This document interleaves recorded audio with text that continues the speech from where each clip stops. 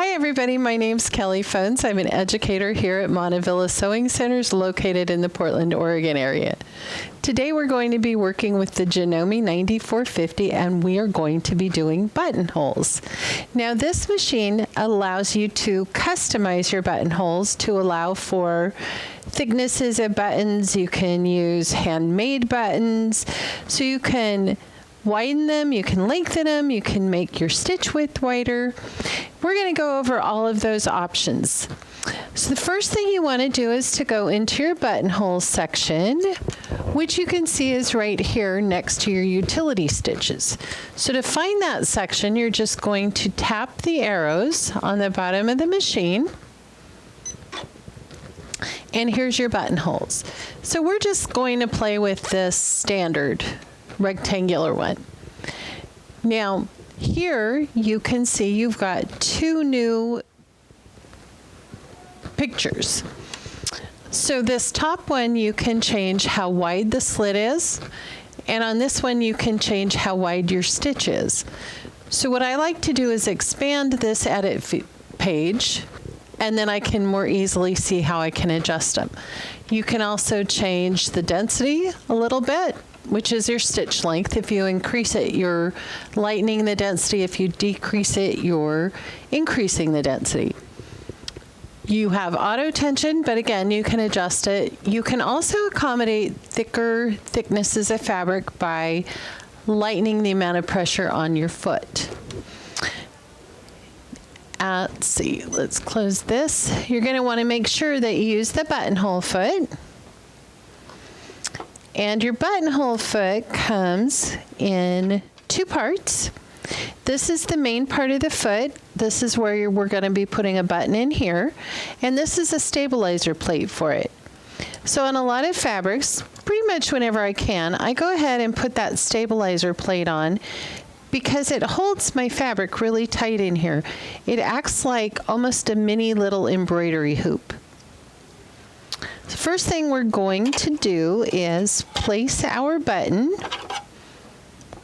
in this foot, and you have an opening here. You can close it all the way, or you can extend it to about 1 inch. Now I have this cute little Kimberbell button, so I'm just going to tuck it in here. You want it snug, but it doesn't have to be super tight. Remember, you have to be able to get the button through the buttonhole. Now this adjustment, I can turn this screw and I can make that buttonhole a little bit shorter, or if I turn it to the left or clockwise, I can make that a little bit longer. And when I have like a flower shaped button, I tend to like to make them a little bit longer just to accommodate the petals if I don't have it right on a point. So I'm going to pop off that presser foot, the normal one, and you put this presser foot on pretty much the same way you put any of them on. I'm going to drop my foot electronically, raise it manually,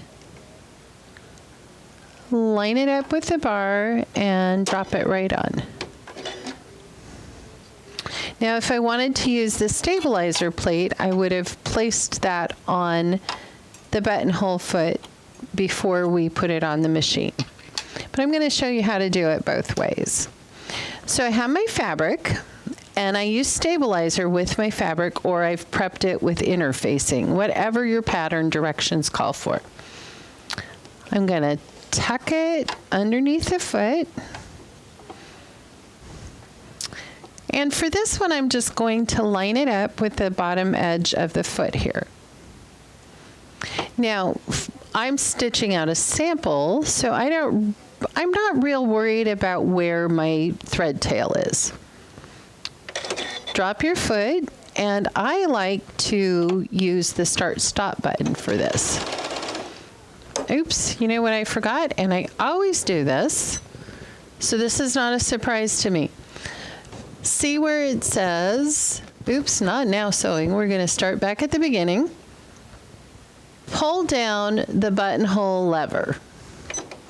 Doesn't matter how many buttonholes I've made on these machines, I still forget to pull down that lever. So the lever it's talking about is right here, kind of behind your needle threader, and it looks a lot like a white golf club. And what that's going to do is move back and forth between these two brackets, and that's going to determine the length of your buttonhole. It's really important to do that because, as you saw, you don't get very far with your buttonhole. So I am going to reach across here and unplug that foot control. That way I can use the start-stop button. Now we're good to go. I get overly enthusiastic. I like to use this button because once I hit start, it's just going to continue stitching all the way until it's done, so I don't have to guess if it's done or not. It'll keep going, and when it's done, it will tie off, do a little tie off for me, and I can cut the thread or I can bury those thread tails.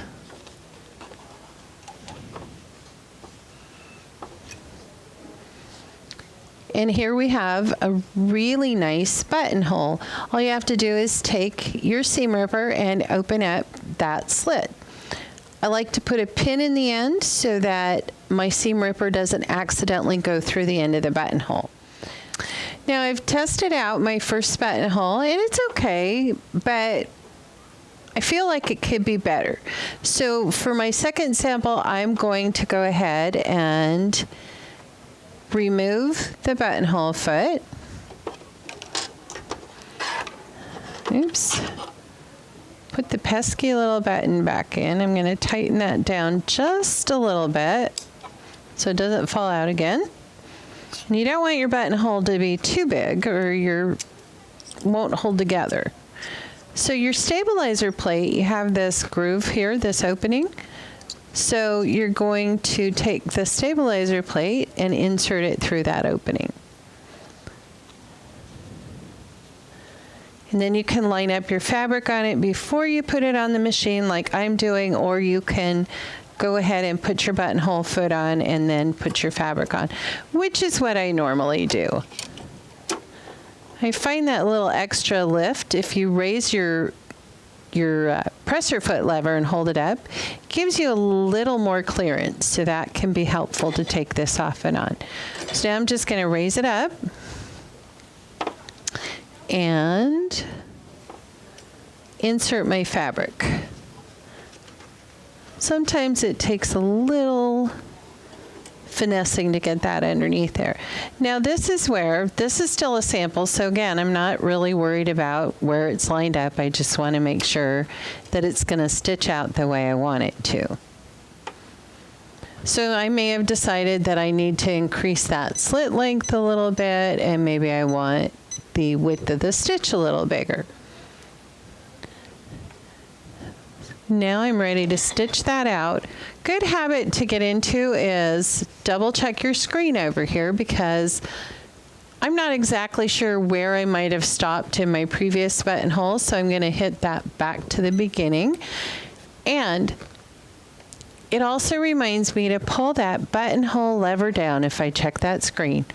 And I can make 10 buttonholes in a row, and I swear I will forget to pull that lever down 20 times. I'm not sure how that works.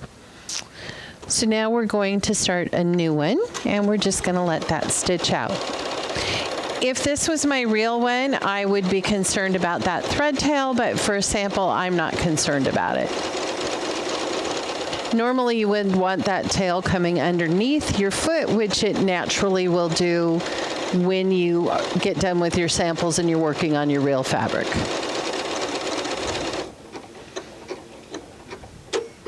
Alrighty, so we are all done, and we can cut the thread and raise that foot. And now we have another buttonhole, and I will maybe try this a few more variations until I get the one that I'm really happy with, and then I will continue on with my project. When you're all done, all you have to do is snap that foot off pull it off and replace your regular one. Make sure that you push that little lever back up when you're all done with your buttonholes. So it is easy peasy to do any kinds of buttonholes on this machine. You have a variety of them, and in your instruction manual, it will explain to you what all of these different shapes are. So it can be helpful to take a look in there. Make sure you're getting the right buttonhole for the right project with the right fabric. Hope this little video has helped you to understand how you can customize your buttonholes on this machine. Don't forget that pesky little lever. Give me a call at our Beaverton store if I can do anything for you. Happy sewing, everybody.